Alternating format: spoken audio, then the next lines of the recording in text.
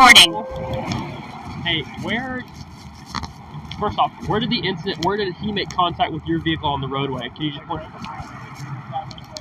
Okay. And then did he get you right there on the corner? Is that where he got you? Yeah, it looks like he probably tapped me on the back side right here, and then I went up onto the sidewalk. Like I told your officer. Okay. I went back bulkheading and fell over the electric pole, and somehow only hit that fucking tree, and then kind of got a little control of the vehicle, was able to not swing into this fence. But you see the damage is what it is. Front corner rear his car. You said it was a blue Stinger, right? Yeah, Stinger. Front corner, like probably the front passenger side, like the whole front passenger door. Front passenger, so more towards the front of the vehicle, not the rear of the vehicle. Yeah. Okay. Did you see the damage on his vehicle? I didn't see anything on his vehicle. I'm sorry, man, because I got the cop talking at the same time. Okay. I didn't really see any damage on his vehicle. I didn't really get a license plate number or anything, man. Like, I just saw him. It happened really fucking quick. I wasn't expecting him to run me off the road. No one is. So like, that's you know? all good. I was just trying to get as much information as possible. So, and you said he went right down hooks? He made a right on the hooks immediately, and then so he could have turned over here, he could have turned over. So I'll tell you, as soon as you called, I was sitting on Hook Street. So I was hoping I was going to catch him, but I sat there, waited for a minute, nothing passed me. Maybe he U-turned? He could, so there's a couple different options. He could have turned into one of these. I checked all these parking lots. He probably went back towards either like Sand Hill View or Oakley Seaver, because both of those connect back to 50. And he would have never passed me, because I was sitting closer down towards like Goodwill area. See it if you see a blue Stinger, you'll see the front there, but he has to have some type of bright blue, dark blue, metallic blue, like I'm trying to think if there's a car passes by. Like your color blue or darker? Blue, like that Nissan over there, or darker than that? See, there's a truck up here behind this tree. Maybe when it comes by, it's like a little darker than this truck is going to be behind the tree up there at the light on 50. You might not see him, but it was like a metallic blue. Okay, so kind of like this F-150 here, or a little lighter than that? A little lighter, like a little brighter. Okay. All right. Stinger's a Jaguar? Kia. Okay. Yep. All right, man. Appreciate it.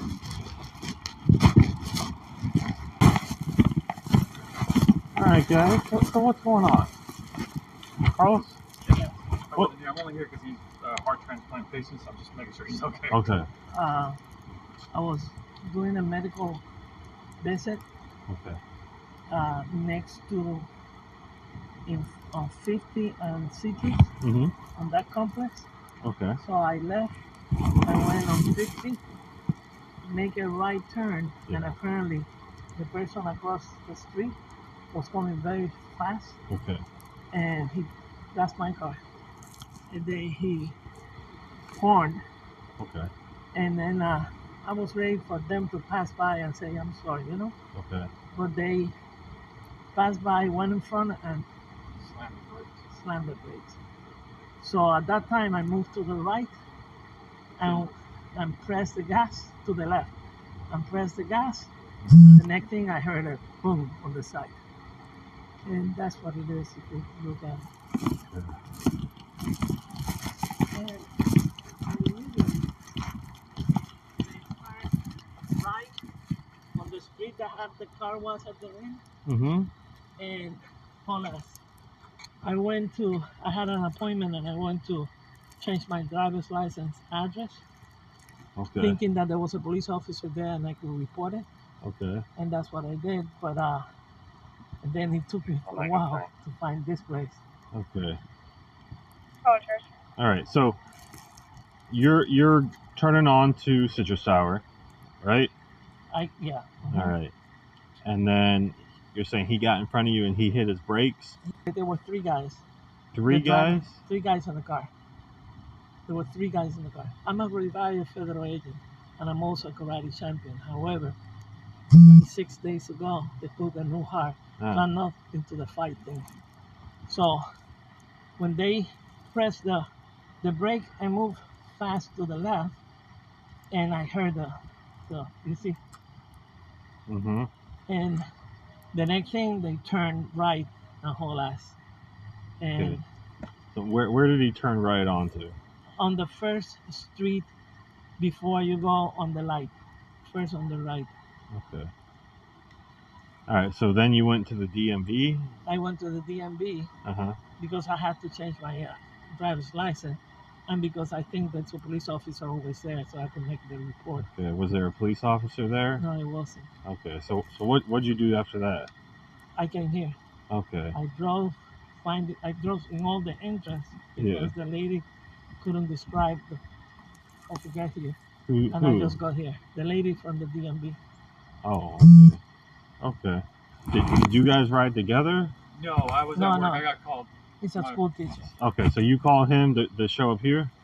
No, my wife called him. So, Because the heart, so his chest is like sewn together, so any movement and it'll open back up and we have a problem. So she just called me to come check on him. That's it. okay. All right, so Carlos, I'm gonna be just straight and honest with you, okay? You said you had you were what you were in the past? ATF. Okay. All right. So I got a call about a hit and run today, okay? When I arrived, the description was a blue Stinger, such as yours here, okay? As I arrive on scene, this vehicle is essentially disabled. Which one? This other vehicle involved. It's off the road. I saw Sir. Okay. No, that vehicle did not leave the scene. That vehicle was. That's true. Sir, Yeah, listen. but I'm telling you what I saw. Listen. I was on scene. Okay. This vehicle didn't even have a tire on. It literally lost its tire. I can see the track marks of this vehicle. It never left the scene. There's no way. I mean, this vehicle couldn't have been driven off the road. There's that much significant damage to it. So I'm getting a very different account of events from this driver, and based on the evidence I saw there. So when you tell me that this vehicle fled at a high rate of speed out of there, but Carlos, I know that to not be the case. Okay. And so that's why I'm a bit taken aback by your statement here, because I know that to not be the case. You're saying that I'm not saying the truth. That's what you're saying? For that incident, yes. So I'm trying to figure out what's going on. Why would you tell me this vehicle fled the scene? Because when I looked back, I saw him turning. Okay. Maybe you saw another vehicle turning? No, it was... Okay. So Carlos, additionally, Carlos, hold on. Listen. Additionally, I received a phone call from an independent witness, okay? I spoke to that independent witness, and they stated to me that they observed your vehicle flee that scene of that crash at a high rate of speed. So much so that they said when you were on Hook Street, you ran into the median. Yes. Because because I remember that I had that appointment, so that's true. So Carlos, when I say what I'm saying to you, I know what you're telling me is not 100% accurate as to what occurred, okay? So I see that you've shown up here, which shows me you understand, hey, I better talk to somebody, report this, because I don't want to see any further trouble from this event, okay? I can tell you did that, you were smart and well off enough with your experience to know that. But I plead with you to just be completely honest with me, because with your history, your experience, I would do the same to you. You have the respect to give you, okay? Definitely. So please just tell me 100% what actually happened. They said that they pressed the brake. No. So they pressed the brake, and I had to move quick to the left because they beeped the horn and they pressed the brake. Okay. So the next thing, I moved to the right. I pressed the gas so I could go ahead and make a right turn on the light. Okay. And at that time, I heard the bump on this side. Okay, so if he's in that lane, you had moved to the left lane because you needed to take that right, and then you come over into that lane. I came over after I heard the noise. If this was a different situation and I am not in the state that I am, health, I will follow them. I will confront them, and whatever happens. I don't doubt that, but you're telling me, that he's fled the scene, when I know that his vehicle was so disabled that he could not. I saw the car going. I saw the car going. Then you see a different car and you thought it was that car, because I bet you it's still sitting there on Citrus Tower, not moved. So I'm just surprised that your story doesn't match up more as to what happened there. Okay. So just prior to getting the call to come to this lobby, I was actually on the way to your house, okay? Because of all the information I obtained, and I had a license plate hit on the vehicle, okay? So That driver's license, so I don't know, but it was a blue Mini Cooper. And it was 3 persons inside the there car. was not 3 people in the There car. were 3 people because I saw the driver and driver passenger and one in the back. Okay. One behind the driver, one next to the driver, and it was 3 guys. So you're saying there are 3 guys in there? Yeah. All right. Let me make a phone call. I'm going to call this other driver, okay? I'm going to say, hey, did you have other people in this vehicle? Did you brake? Anything like that, okay? Most people, he's going to probably deny that he braked. But my biggest thing is the fact that you're telling me that he had left the scene when I know that to not be true. That's the part where I don't think I'm getting the whole truth from you. If you're saying that the car couldn't be dreaming, then you're right, and I probably saw another blue car going that way. Right. My other issue is the fact that you didn't call us right away. I understand you say you went to the DMV. I'm telling you, there was more than enough time for you, especially someone with your experience, to know to call us, and you didn't. I was planning to do it, but I thought that I would be doing if I talked directly to a police officer and make a report. Okay. Right. And then when you saw that there was no one to report it to at that point, I already in the line and they're calling my number. So I went, I got the driver's license, the new one. but that should have all waited until you took care of this, okay? You're probably right. So that's the issue. Yeah. So you telling me he fled the scene and the amount of time that, elapsed between when this actually occurred. What time do they say that it I mean, I got the phone call. We got the phone call, so I couldn't tell you the exact time off the top of my head now. I could look and see, but there was enough time. Like 10:35. Carlos, there was enough time for me to not only work that scene, leave, do enough investigation, speak with witness to identify your vehicle, know where you live, and head that way. Yeah, no problem. That's way more time than should have elapsed, okay? Got it. Now we're here in this situation, whereas we could have been, hey, this just happened. Hey, let me go. Your side. But that's not where we're at now, okay? But that doesn't mean that I'm lying. I'm not lying. Look, I know what you're saying. I don't know how you're saying he left the scene, but... And I respect that. But, all right, let me make it... What happens from here? So, at this point, I've got him, the other driver, saying that he's intentionally driven his vehicle into him, okay? That would be a serious event, okay? Yeah. I would be more inclined to think that, if anything, you maybe thought you had more room than you did when you were trying to get in front of this other vehicle to make that right turn on hooks. He pressed the gas when I was passing by. Okay. When I was passing by. Like I said... And to me, as a law enforcement, he is provoking an incident. I didn't want to get involved in that. I don't know about intentionally because he loves this thing. I can't even drive this thing. Yeah. So I would be inclined to not expect you, with your experience, to have intentionally struck another vehicle and knocked them off the road.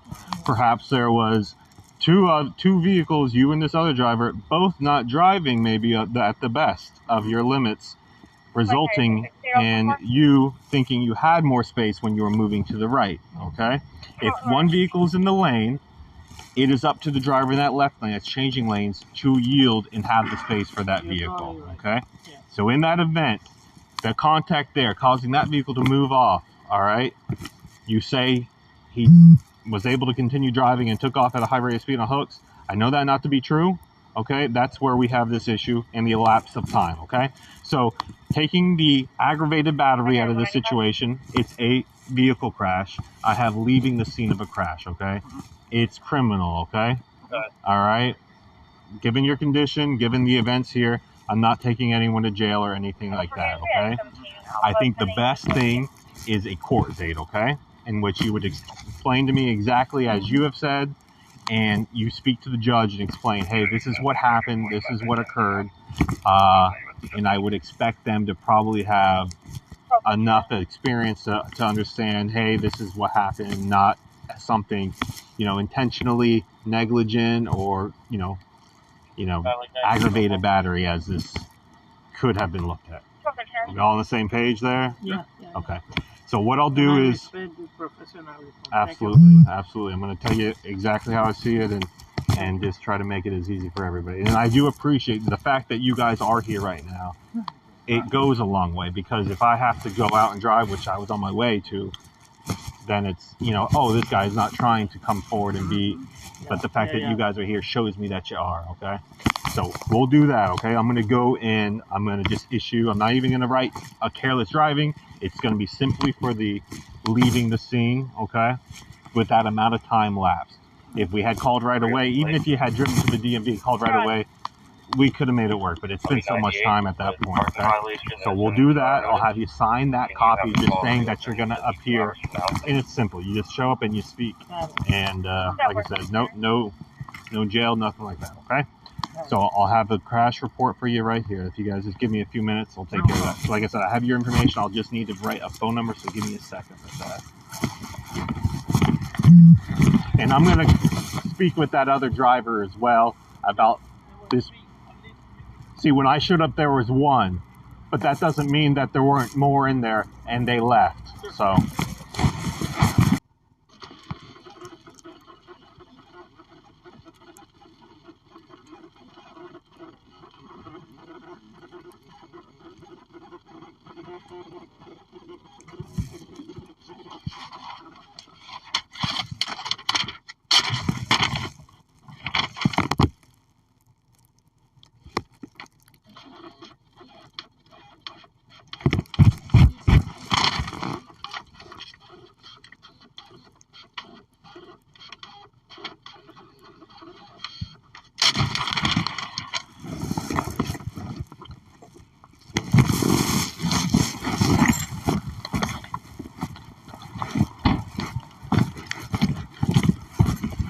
Alright guys, so I did one even further for you, okay?